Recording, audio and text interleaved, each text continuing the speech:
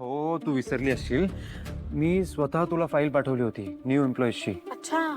तू sine सुद्धा केलीस. शी बाबा. आजकाल ना खूप विसरायला होतात गोष्टी. वय होत चाललं आता बाबा माझं. पण हरकत नाही. झालं ना काम आपलं. डील साईन झालं. फायनली. आता काढून टाक. कोणाला?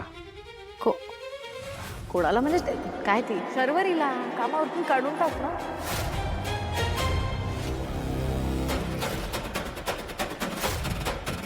पण का? अरे अत्यंत आगाऊ मुलगी आहे ती.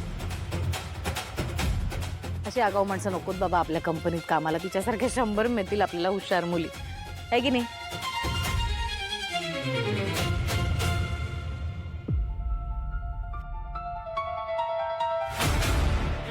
जय, काय रे? ती उद्धटपणे किती बोलली होती माझ्याशी, विसरलास का तू? नाही.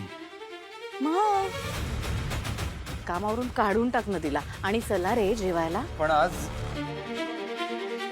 आज जे झालंय, हा आय मीन फायदा झालाय आपला. हा. किर्लोस्कर मॅम प्रोडक्ट डिस्ट्रीब्यूट करायला तयार झाल्यात आणि हे सगळं तिच्यामुळे झालंय ना.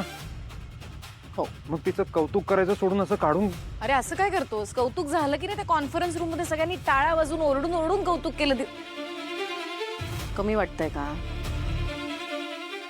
शर्वरी, थँक्यू सो मच बाई. तुझ्यामुळे इतकं महत्वाचं कॉन्ट्रॅक्ट आम्हाला झालं. झालं का?